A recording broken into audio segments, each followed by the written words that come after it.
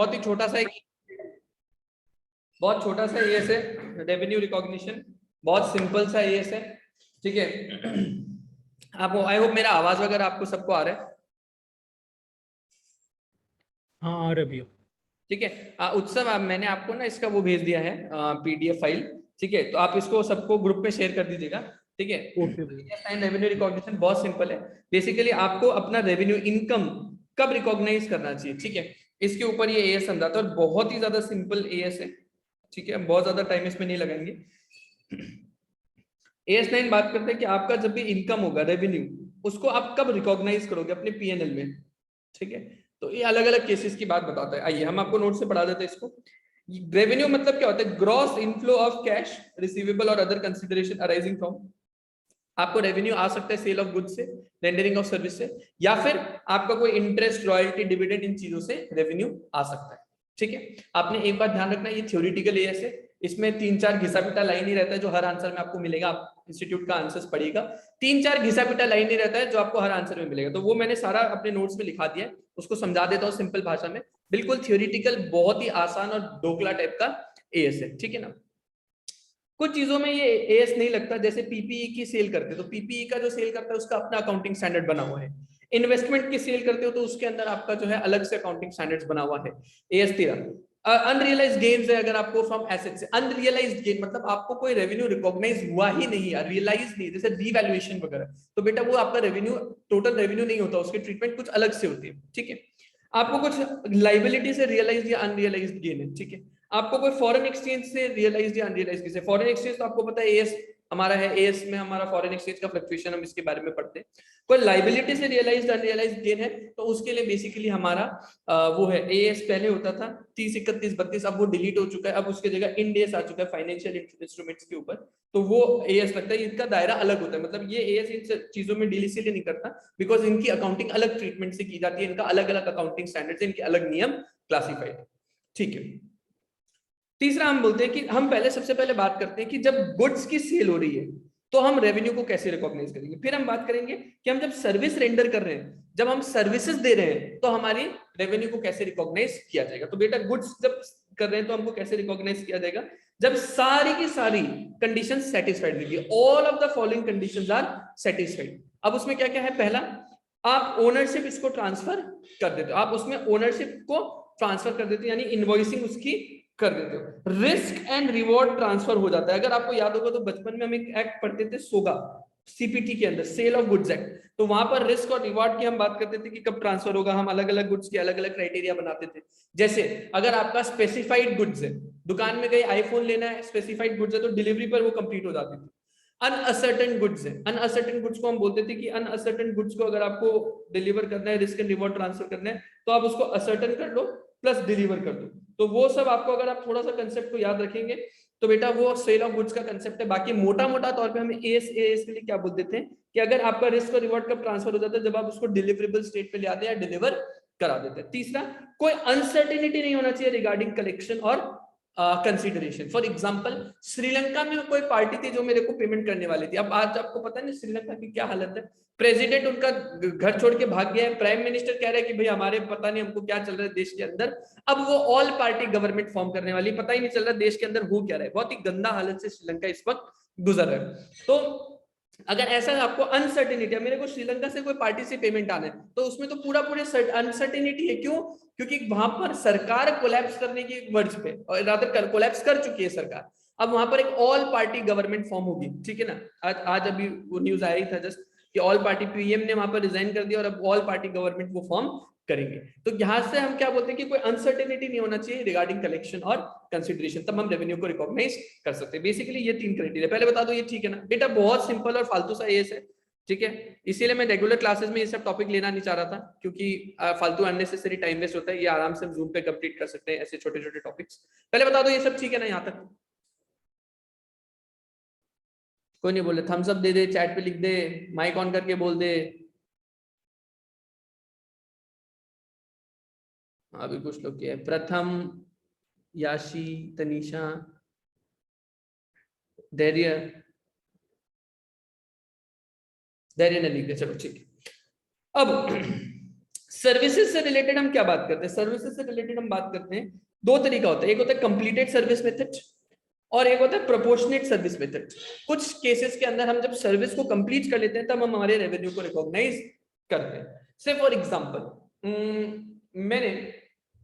मैं completed service का एक सिंपल एग्जांपल दे देता हूं कि बेटा जब आपका सर्विस कंप्लीट हो चुका है उसके बाद आप जो है रेवेन्यू को रिकॉग्नाइज करोगे। इसका आप एग्जांपल ले सकते हो, जैसे कि मान लो एडवर्टीजमेंट, मेरे को एडवर्टीजमेंट का खर्चा, मैंने एक एजेंसी के पास गया, मैंने कहा कि साहब मेरे को ना 50,000 रुपए के आप एड रन कर दो, तो मैंने मान लो उसको 50,000 रुपए एडवांस भी दे दी, तो ये 50,000 वो रेवेन्यू कब बुक करेगा? जब उसने एडवर्टीजमेंट सबको डिस्प्ले कर दिया उसी टाइम पे वो बुक करेगा। मान लो मैंने एक फ्लेक्स लगाने के लिए एक महीना मैंने इसको बोला कि बेटा भाई अगस्त के महीने में तुम्हें उल्लूबारी के ऊपर एक बड़ा सा फ्लेक्स मेरे को लगाना है और इसके लिए मैं तुमको 50,000 रुपए दूंगा, तो बेटा वो 50,000 की रेवेन्यू कब बुक करेगा? जब वो अपनी एक महीने की वो होर्डिंग लगा देगा, यानी कि वो कंप्लीट कर चुका होगा अपनी सर्विस को।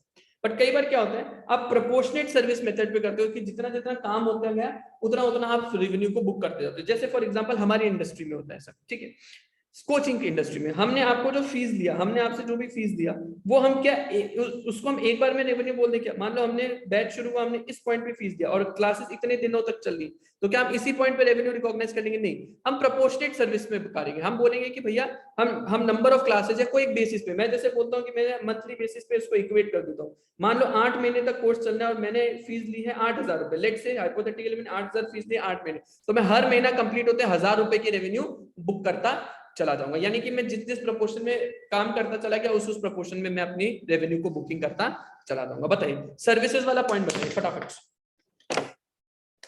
क्लियर है भैया।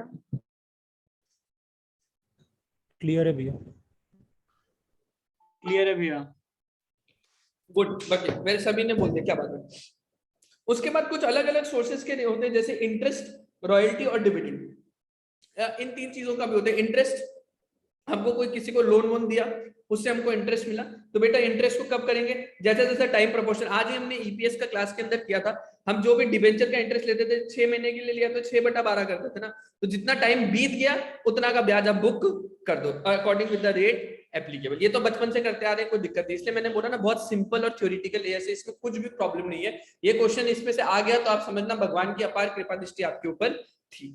सर रॉयल्टी, रॉयल्टी के अंदर क्या होता है? रॉयल्टी मतलब क्या होता है कि आप कुछ एसेट को यूज करें, जैसे मैंने मान लो मैं डोमिनोज का एक फ्रेंचाइजी ले रहा हूं और मैं उसको कुछ पैसा पेमेंट कर रहा हूं डोमिनोज के लिए, ठीक है, तो ये कहते हैं कि आप अपना जो अग्रीमेंट होगा उसके बेसिस पे, अब रेलेवेंट एग्रीमेंट मतलब क्या हुआ, मैं रॉयल्टी दिया है मैंने, मान लो ट्रेडमार्क यूज करने का, डोमिनोज की फ्रेंचाइजी मैंने दी है, तो वो मेरे को पर मंथ कुछ पेमेंट कर रहा है। अब ये रेलेवेंट एग्रीमेंट हो सकता है, मान लो मंथली बेसिस पे पेमेंट की बात करते हैं कि डोमिनोज को यूज करने का मंथली पेमेंट आपको करना होगा, हो सकता है ये हाफ ईयरली पेमेंट की बात करें, हो सकता है ये बोले कि परसेंटेज ऑफ टर्नओवर के बेसिस पे आपको हमको पैसा देना होगा। तो जैसे जैसे आपकी अग्रीमेंट हुई है उस एग्रीमेंट के हिसाब से आप अपना रेवेन्यू रिकॉग्नाइज कर लो। तो जैसा दो पार्टीज के बीच में एग्रीमेंट हुए उसके हिसाब से, ये कौन बोलता है? ये हमारा AS 9 बोल करके हमको चलता है कि जैसे जैसे अग्रीमेंट हुआ उस हिसाब से आप रेवेन्यू रिकॉग्नाइज कर लो, ठीक है। तो डिविडेंड क्या होता है? Dividends are rewards for holding investment in share, holding मिल गया, होल्डिंग इन्वेस्टमेंट इन शेयर्स, ठीक है। अभी डिविडेंड क्या होता है तो हम क्या ही बताएगा आप लोग को। डिविडेंड कब निकालेंगे? जब राइट टू रिसीव डिविडेंड, हमारा एएस बोलता है कि जब आपको right to receive dividend arise होता है, तो डिविडेंड रिसीव करने का राइट कब अराइज होता है? जब एजीएम के अंदर डिक्लेयर हो जाता है। बेटा डिविडेंड का कंफर्मेशन कब मिलता है? डिविडेंड एकदम 100% श्योर कब हो जाता है? जब मिलेगा। 100% श्योरिटी कब आ जाती है कि 100% श्योर हो जाएगा डिविडेंड मिलेगा ही मिलेगा? सर जब एजीएम के अंदर मेंबर उसको फाइनली डिक्लेयर कर देते हैं। आपको पता था ना बचपन में लॉ में मैंने पढ़ाया था आपको, ADDA होता है अड्डा, अड्डा के अंदर आपका जो है डिक्लेरेशन ऑफ डिविडेंड एक ऑर्डिनरी आइटम होता है, और जब वो डिक्लेयर हो जाता है एजीएम में जाकर के तब वो कहीं ना कहीं लाइबिलिटी बन जाती है कंपनी के ऊपर, और तब उसकी 100% सर्टिनिटी आ जाती है। तो एजीएम के अंदर जैसे मेरा डिविडेंड डिक्लेयर होगा, मान लो रिलायंस इंडस्ट्रीज लिमिटेड है, इसने रिलायंस रिटेल के अंदर शेयर्स होल्ड करके रखा है, रिलायंस रिटेल लिमिटेड के अंदर स्टेक होल्ड करके रखा है, स्टेक होल्ड करके रखा है 80% लेट से। अब रिलायंस रिटेल लिमिटेड ने 1 लाख रुपए का डिविडेंड टोटल डिक्लेयर किया, 1 लाख का डिविडेंड, तो मान लो प्रपोज किया, इसने प्रपोज किया 1 लाख डिविडेंड लेट से 1 सितंबर 2021-22 को, लेकिन एजीएम का डेट था 30 सितंबर 2022 को। तो बेटा बताओ रेवेन्यू कब रिकॉग्नाइज होगा? मेरा रेवेन्यू कब रिकॉग्नाइज होगा? मेरा रेवेन्यू 30 सितंबर को रिकॉग्नाइज होगा। और कितना रिकॉग्नाइज होगा? 1 लाख इंटू 80%, क्योंकि मेरा 80% स्टेक है तो मुझे 80% डिविडेंड मिलेगा, और मुझे 80,000 कब रिकॉग्नाइज करूंगा मैं? 30/9 को मैं अपने खाते में, मैं अपने टैली वैली के अंदर, मैं अपने बुक्स के अंदर ये एंट्री डाल दूंगा कि मेरे को डिविडेंड मिल गया। तो एस मतलब जो हमारा इनकम होगा हम इस तरह में रिकॉग्नाइज करेंगे, ये एएस बोलता है हमारा, ठीक है। Revenue arising from interest, royalty, dividend should be recognized only when no significant uncertainty as to measurability और collectability exists। ये तो हर एक केस में आपको पैसा आना है ना, तो ये श्योरिटी 100% सर्टन होना चाहिए। अगर आपको सर्टेनिटी नहीं है तो प्रूडेंस का कंसेप्ट बोलता है कि इसको रिकॉग्नाइज मत करो, बी प्रूडेंट। तो आपको हमेशा सर्टेनिटी होगा तभी आपको ये रेवेन्यू रिकॉग्नाइज करना होगा, ये तो 100% केस में होगा, ठीक है। मैंने यहाँ पर एक क्रक्स चार्ट ड्रॉ कर दिया है। सेल ऑफ गुड्स होगी तो सिंपल सी बात है, आपको कंसिडरेशन मिलने में कोई अनसर्टेनिटी नहीं होना चाहिए, प्लस रिस्क और रिवॉर्ड ट्रांसफर हो गया। सर रिस्क और रिवॉर्ड ट्रांसफर करने वाला केस जो है सोगा में अच्छे से पढ़ते थे, हमारा एएस के ऊपर मैं आपको मोटा मोटा बताऊं तो 3 क्राइटेरिया होते हैं। एग्जाम में भी आपको 3 क्राइटेरिया लिख के आना पड़ता है। पहला, ओनरशिप ट्रांसफर हो जाए यानी इनवॉइसिंग हो जाए उसकी, गुड्स को डिलीवर कर दिया जाए, रिस्क और रिवॉर्ड ट्रांसफर कर दिया जाए, डिलीवर कर दिया जाए, और कोई अनसर्टेनिटी नहीं हो। तो ये 3 कंडीशन आपको एग्जाम में लिख के आना है, इसको याद रखना है आपने, ठीक है। उसके बाद सर्विसेज में 2 होता है, प्रोपोर्शन और कंप्लीटेड। प्रोपोर्शन मतलब जितना जितना सर्विसेज दिया, अगर वो over a period of time आप सर्विस रेंडर करते हो तो जनरली ये मेथड लगता है कि बेटा जितना जितना पीरियड में आपने जितना जितना सर्विस दिया उतना उतना रेवेन्यू रिकॉग्नाइज करते जाओ। लेकिन कंप्लीटेड मतलब जब सर्विस कंप्लीट हो जाएगी उसके हिसाब से आप करो। तो इसमें प्रोपोर्शनेट रेवेन्यू रिकॉग्नाइज होता है। इसमें जैसे ही सर्विसेज आपका फाइनली आप डिलीवर कर देते हैं तब आप अपने रेवेन्यू को रिकॉग्नाइज करता है। इसके अलावा इंटरेस्ट टाइम बेसिस पे करता है, जितना जितना टाइम पास हो उतने आप करो। डिविडेंड राइट टू रिसीव और रॉयल्टी जो आपका अग्रीमेंट होता है उसके बेसिस पे करता है। तो ये मैंने एक चार्ट बना के दे दिया आपको ऑलरेडी नोट्स के अंदर। अब इसके ऊपर इंस्टीट्यूट आपका कुछ स्पेशल केसेस है जो आपको पूछता है एग्जाम के अंदर। उसके अंदर सबसे पहला स्पेशल केस जो आता है वो होता है क्लेम्स या फिर प्राइस रिविजन। क्लेम्स या फिर प्राइस रिविजन। नाउ क्लेम्स या प्राइस रिविजन क्या होता है, देखो, where ability to assess ultimate collection with reasonable certainty is lacking at the time of raising any claim, price revision or any other revenue, recognition is postponed to the extent of uncertainty involved.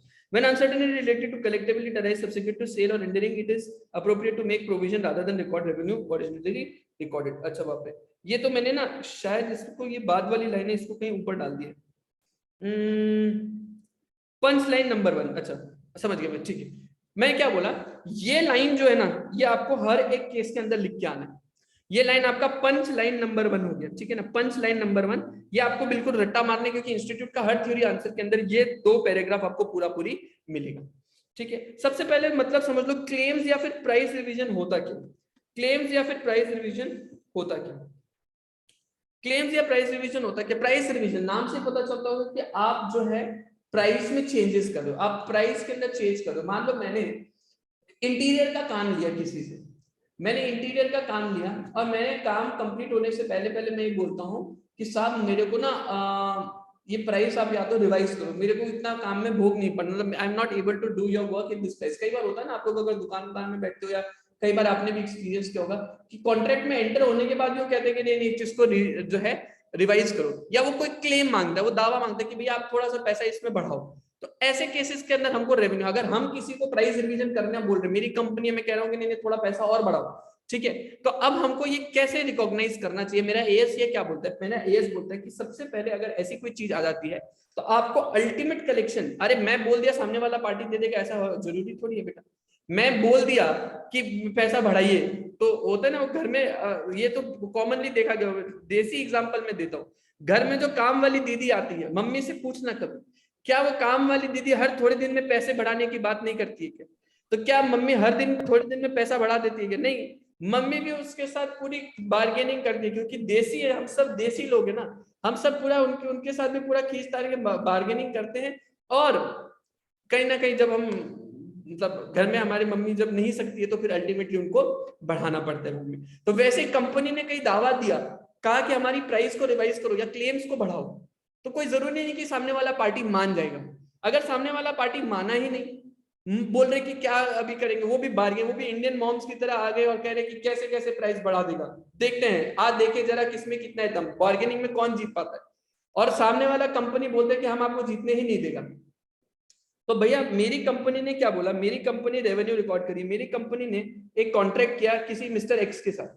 अब मेरी company बोल रही है कि साहब आप अपना price को थोड़ा सा रिवाइज कर दो, प्राइस को थोड़ा सा रिवाइज कर दो। अब मिस्टर एक्स नहीं माने, मिस्टर एक्स माने ही नहीं, यानी कि कोई सर्टेनिटी नहीं है, कोई चांस ही नहीं है पैसा बढ़ने का। क्या हम ये प्राइस रिवीजन को रिकॉर्ड कर देंगे रेवेन्यू की वजह से? Answer is no. भाई सर्टेनिटी नहीं है तो कहीं का रेवेन्यू रिकॉर्ड करेंगे? लेकिन यही मेरी कंपनी ने प्राइस रिवीजन की बात करी और मिस्टर एक्स मान गए, 100% कमिटमेंट इन्होंने दे दिया, कॉन्ट्रैक्ट बन गया, कॉन्ट्रैक्ट के अंदर इस बात को हमने ऐड कर दिया, तो क्या अब आपकी अनसर्टेनिटी दूर हो गई? क्या अब देयर इज नो अनसर्टेनिटी कि मेरे को प्राइस रिवीजन मिल जाएगा? तो ऐसे केसेस के अंदर आप इस प्राइस रिवीजन को अपना अकाउंट फॉर कर सकते हैं। तो पहला बात ये लिखा हुआ है कि जहां पर आप अल्टीमेट कलेक्शन को असेस कर सकते हो कि रीजनेबल सर्टेनिटी के साथ अगर वो लैकिंग है at the time of raising any claim, तो revenue recognition is postpone to the extent of uncertainty. जब तक क्लैरिटी नहीं मिल जाए आप रेवेन्यू रिकॉग्निशन के बारे में सोचोगे भी नहीं। When uncertainty related to collectibility arises subsequent, it is appropriate to make provision rather than record revenue originally, rather than to record revenue originally recorded। इसका मतलब क्या होता है कि अगर हम पहले यहाँ पर हमने कुछ काम किया, हमने कहा कि हम इसकी कुछ चीजों को हम रिकॉग्नाइज कर चुके हैं, लेकिन अब मेरा यहाँ पर अनसर्टेनिटी आ गया, तो हम तो ये पहले से भी करते थे ना, प्रोविजनिंग बना देते थे। हमने प्रोविजनिंग वाले टॉपिक में भी डिस्कस किया था कि हम प्रोविजंस बना करके चल लेते थे। तो अगर आपका इनिशियली रिकॉर्ड हो चुका और बाद में जाकर के आपको डाउट अराइज होता है तो हम प्रोविजनिंग कर देते हैं, लेकिन इनिशियल फेज में ही अगर आपको डाउट अराइज है, अनसर्टेनिटी है, तो भैया फिर आप रेवेन्यू रिकॉग्निशन ही नहीं करते हो। तो ये आपका पंच लाइन है, ये घिसा पिटा लाइन हर एक क्वेश्चन के अंदर आपको इसमें देखने को मिलता है जहां भी क्लेम्स या प्राइस रिवीजन का क्वेश्चन होगा। ठीक है, उसके बाद हम कह रहे हैं नेक्स्ट क्लेम्स प्राइस रिवीजन में पंच लाइन नंबर 1 मैंने आपको बोल दिया, ये जो ऊपर वाली लाइन है वो लिखना है, revenue shall be recognised if there is certainty of collection of revenue. ठीक है, तो जब सर्टेनिटी होगी तभी आप इसको रिकॉग्नाइज करोगे। अगर आपको कोई एडवांस मिलता है, जो आप गुड्स बेचने वाले हो या सर्विसेज आप करने वाले हो, तो आपको हमेशा एडवांस को लायबिलिटी की, तो बचपन से पढ़ता रहे फाउंडेशन सीपीटी से भी पहले कि बेटा हमको एडवांस में कोई पैसा मिला गुड्स, तो उसको आप लायबिलिटी रिकॉर्ड करोगे। ठीक है, तो ये पॉइंट है।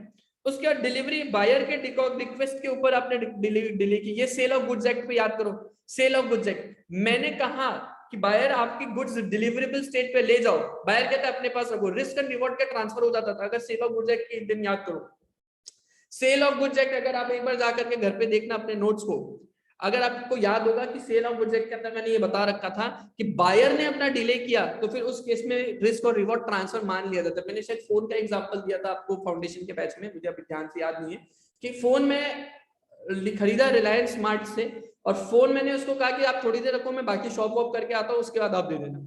तो उसने अपने पास रखा, इन द मीनवाइल फोन में आग लग गई। किसका रिस्क होता था? बायर का रिस्क होता था, क्योंकि डिलीवरी किसने डिले करी है? बायर के रिक्वेस्ट पे रिकॉर्ड। तो आप अपना रेवेन्यू रिकॉर्ड कर लो, क्यों? क्योंकि मेरा सोगा भी बोलता है कि क्या रिस्क एंड रिवॉर्ड ट्रांसफर हो गया, यानी ओनरशिप ट्रांसफर हो चुकी है, तो आप अपना रेवेन्यू रिकॉर्ड कर सकते हो। Sir sale and repurchase agreement, इसके ऊपर मैं आपको एक एग्जांपल करा दूंगा, बहुत अच्छे से क्लैरिटी आ जाएगी। इसको मैं अभी पेंडिंग रखा हूं, मैं इस पे एक एग्जांपल करा दूंगा। मैं मैगजीन सेल कर रहा हूं through subscription, punch line number बनाएगा, मैगजीन सेल कर रहा हूं थ्रू सब्सक्रिप्शन। कई बार होता है ना बचपन में, अभी तो ऐप का सब्सक्रिप्शन होता है, पहले बचपन में मैगजीन्स की सब्सक्रिप्शन होती थी, तो वो कुछ एक पैसा लेते थे मंथली या एनुअल पैकेज में या हाफ ईयरली। आजकल तो सब ऑनलाइन चलता है, जो भी न्यूज़पेपर वगैरह भी आता है सब उनका ऑनलाइन एनुअल पैकेज आता है। तो ऐसा मैंने सब्सक्रिप्शन मॉडल में पैसा ले लिया। तो अगर मेरे को पता है कि भैया सर्टेनिटी है कि वो रेवेन्यू कलेक्शन हो जाएगा, तो मैं टू द एक्सटेंट डिलीवर्ड मैं उसको जो है रेवेन्यू रिकॉग्नाइज करूंगा। मैगजीन्स के केस में बेसिकली क्या होता था, मैगजीन के केसेस के अंदर हम मैगजीन डिलीवर करते थे और बाद में कहीं ना कहीं वो payment let's say end of the, जैसे न्यूज़पेपर में जनरली आप लोग ने देखा होगा, घर में जो अखबार वाला अखबार दे करके जाता है, वो महीने के एंड में आपसे पैसा ले जाता है, एक महीना पूरा आपका वो अखबार देता है और उसके बाद वो पैसा ले जाता है। तो ऐसे केसेस के अंदर अगर आपको सर्टेनिटी है कि सामने वाले व्यक्ति से पैसा मिल जाएगा, उसी केस में आपने टू द एक्सटेंट आपने डिलीवर कर दिया, डिलीवरी के बेसिस पे आप रेवेन्यू को रिकॉग्नाइज कर सकते हो। ये तब होता है जब आप गुड्स दे रहे हो और साथ में आपको पैसा बाद में मिल रहा है। तो जैसे जैसे आप गुड्स देते जाओगे वैसे वैसे आप अपना डेली बेसिस पे रेवेन्यू बुक कर सकते हो, लेकिन आपको सर्टेनिटी होना पड़ेगा कि ये रेवेन्यू कलेक्शन हो जाएगा। नेक्स्ट सिमिलरली एडवर्टाइजमेंट का मैंने आपको बता दिया कि रेवेन्यू कलेक्शन अगर एक्सेस है तो जितना जितना डिस्प्ले किया उस बेसिस पे आप रेवेन्यू को बुक करते चले जाओ, जितना एडवर्टाइजमेंट आपने डिस्प्ले किया उतना रेवेन्यू आप बुक करते चले जाओ। मैंने कोई इंस्टॉलेशन फी लिया, जैसे एसी में होता है, एसी में अगर आप पढ़ोगे तो 30,000 का एसी और 2,000 रुपए इंस्टॉलेशन फी, तो वो कंपनी इंस्टॉलेशन फी कब बुक करती है? जब वो एक्चुअली साइट पे जाकर के इंस्टॉलेशन हो जाता है। उसके बाद कंसाइनमेंट तो आपको पता ही है, ये तो आप बचपन से पढ़ते आ रहे हैं कि कंसाइनमेंट के अंदर जैसे थर्ड पार्टी को सेल हो जाता है गुड्स, तो रिस्क और रिवॉर्ड ट्रांसफर हो जाते हैं, और जैसे ही आपका ट्रांसफर हो जाता है रिकॉग्नाइज कर देते हो रेवेन्यू। डिलीवरी मेरी है सब्जेक्ट टू सर्टेन कंडीशंस, वो कंडीशन फुलफिल होने पे, जैसे मैंने मान लो आपको कंडीशन लगा करके दिया कि आप चाहे तो 10 दिन के अंदर मेरे को गुड्स को रिटर्न कर सकते हो। फ्लिपकार्ट वगैरह ऐसी करती है, 10 डेज, 15 डेज, 30 डेज का रिटर्न पॉलिसी होता है। तो 30 डेज जब बीत जाएगा उसके बाद मैं रेवेन्यू को बुक करूंगा। ये बुकिंग की उनकी क्राइटेरिया होती है, ठीक है। डिस्क्लोजर्स, रेवेन्यू रिकॉग्निशन की आपकी क्या पॉलिसी है, आपने क्या क्या रेवेन्यू को रिकॉग्नाइज नहीं किया उसको डिस्क्लोज करना पड़ता है, और किन सर्कमस्टेंसेस के चलते आपने रेवेन्यू रिकॉग्निशन को पोस्टपोन किया। जैसे फॉर एग्जांपल अगर मेरे को श्रीलंका से कोई पार्टी से पेमेंट मिलना है तो मैं बोलूंगा कि मैंने श्रीलंका से इस पार्टी से पेमेंट रिकॉग्नाइज नहीं किया, और क्या सर्कमस्टेंसेस, बिकॉज उनकी इकोनॉमिक कोलैप्स होने के कारण है, तो हमको कोई पता नहीं, उनके पास पैसे नहीं है, बेसिक नीड्स को फुलफिल करने के लिए पैसे नहीं है, तो वो मेरे को कहां से पैसा देगा, तो इसीलिए मैं इसको रेवेन्यू को रिकॉग्नाइज नहीं कर रहा हूं, इसको पोस्टपोन कर रहा हूं। तो ये मैं अपने फाइनेंशियल स्टेटमेंट्स में, नोट्स के अकाउंट्स में डिस्क्लोज करूंगा। प्लीज बताएं यहां तक क्लियर है कि नहीं। Apart from sale and repurchase मैंने सारा केसेस कवर कर दिए, प्लीज बताएं।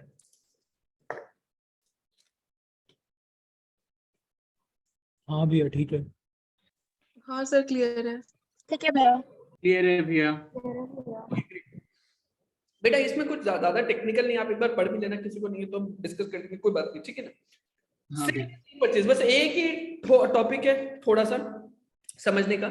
इसके ऊपर कभी एक जमाना था जब इंस्टीट्यूट सवाल पूछता था, हालांकि न्यू कोर्स में तो ऐसा कोई सवाल आया नहीं है, बट आ सकता है कभी भी, ठीक है। मैं एक सवाल फिर भी करा देता हूँ, सेल एंड रीपरचेज एग्रीमेंट। बेटा क्या होता है सेल करना और रीपरचेज करना। देखो एक एग्जांपल लिया मैंने, मून लिमिटेड, ध्यान से इस क्वेश्चन को देखना। मून लिमिटेड क्या करता था, मून लिमिटेड क्या करता था, ये सन लिमिटेड के साथ एक एग्रीमेंट में एंटर किया। तो मून ने, मैं चेहरा भी मून की तरह बना दूं क्या, हाँ सर चेहरा भी मून के जैसे बना दूं, ये मैंने मून के जैसा चेहरा बना दिया, ठीक है, और सन के जैसा चेहरा बना दूंगा। सन लिमिटेड, मून ने सन के साथ कॉन्ट्रैक्ट किया कि बेटा हम आपको गुड्स सेल करेंगे 8 लाख का, जिसपे 20% प्रॉफिट होगा ऑन कॉस्ट।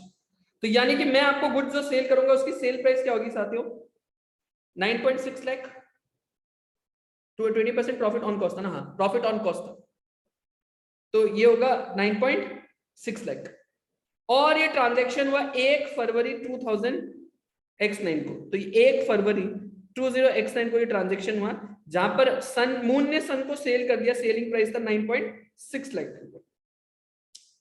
इसी दिन को मतलब 1 फरवरी को ये पार्टी फिर से एक अग्रीमेंट पे एंटर करती है मून लिमिटेड के साथ to resale the same goods at 10.8 lakh on 1 August 20x9। तो 1 अगस्त को यही गुड्स जो सन ने, मून ने सन को बेचा था, ये वापस इसे खरीदेगा, और कितना पे खरीदेगा, 10.8 लाख पे वापस खरीदेगा 1 अगस्त 20x9 में। तो मेरे को एक बात बताओ, एकदम सोच के बताओ, हम एक कंसेप्ट करते थे सब्सटेंस ओवर फॉर्म, बचपन में एक टॉपिक पढ़ते थे ना, हम हमेशा सब्सटेंस लेंगे ओवर फॉर्म। तो फॉर्म में क्या है, फॉर्म के ऊपर तो दिख रहा है कि इसने इसको गुड सेल किया और फिर से इसे रीपरचेज कर दिया, पर क्या एक्चुअल में ये सेल एंड रीपरचेज ट्रांजैक्शन है, क्या ये एक फाइनेंस एग्रीमेंट है, ये एक फाइनेंस एग्रीमेंट है कि ये एक सेल एंड रीपरचेज ट्रांजैक्शन है, बोलो क्या वाकई में सब्सटेंस ओवर फॉर्म क्या बोलते हैं कि सेल रीपरचेज है कि एक फाइनेंस है, बोलो ना बच्चों, कोई नहीं बोल रहे। चलो सर देसी एग्जांपल लेते हैं, छोड़ो ना सन मून की बात। मैं आपके साथ, मेरे पास एक आईफोन है, मैंने कहा कि ये आईफोन आप मेरे से ले लो, मेरा आईफोन 50,000 रुपए का है, मैंने कहा कि ये आईफोन आप मुझसे खरीद लो 50,000 रुपए में।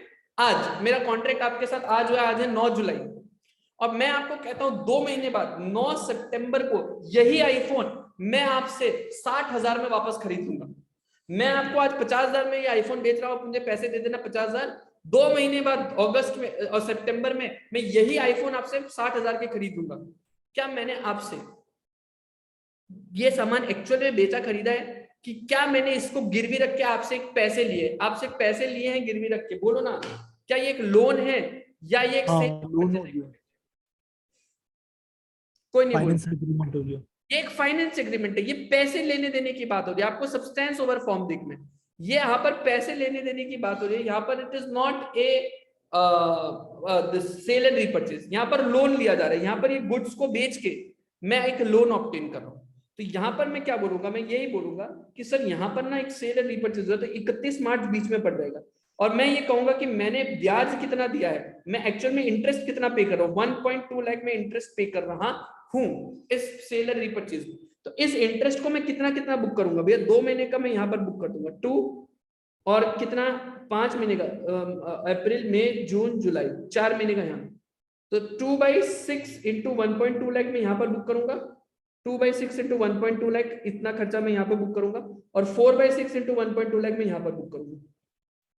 तो मैं 0.8 लाख यहाँ पर बुक करूंगा एक्सपेंस, और 0.4 लाख में यहाँ पर बुक कर लूंगा कि भैया 4.4 लाख मेरा फाइनेंस का एक्सपेंस यहाँ पर है और 0.8 लाख मेरा फाइनेंस का एक्सपेंस यहाँ पर है। ये एक सेल एंड रीपरचेज एग्रीमेंट का होता है। इसकी जर्नल एंट्री ऐसी होती है नॉर्मल आप जैसे करते हो कि बैंक अकाउंट में मेरे को पैसे मिले और मैं इसको लोन बोल के शो करूंगा 9.6, और मैं इंटरेस्ट एक्सपेंस को बुक करूंगा 0.4 इस साल और 0.48 अगले साल, और मैं जब पे कर दूंगा तो लोन टू बैंक कर दूंगा। ये एक एक्चुअल में कभी भी सेल रीपरचेज एग्रीमेंट नहीं होता, ये एक फाइनेंस ट्रांजैक्शन के नजर से इसको हमेशा देखा जाता है। बताइए, सब लोग बताएंगे क्या ये पॉइंट क्लियर हुआ क्या? सन मून वाला पॉइंट क्लियर हुआ क्या? हाँ सर। हाँ भैया। बाकी कोई नहीं बोल रहा है? हाँ भैया क्लियर है। हाँ भैया क्लियर है। चलो ग्रेट ग्रेट ग्रेट। तो आई थिंक यही है यस, ठीक है। इसके अंदर आप अपना बुक से पढ़ना, नोट से आप एक बार देख लेना, छोटा छोटा 2-3 क्वेश्चन है सिमिलर टाइप का, ये लैंग्वेज लिखा हुआ मिलेगा जो हमने लिखा है, तो एक बार आप इसको पढ़ना, इतना ही सिंपल है, इतना ही थियोरेटिकल है ये, राइट। तो आज अपना सेशन यहीं पर खत्म करते हैं। अपनी कल क्लास जो होगी नॉर्मल रेगुलर अपनी जो सेशन होगी जहां हम AS 20 कर रहे थे वो कल सुबह लूंगा मैं। कल सुबह गौतम की क्लास नहीं है, तो I will take in the morning,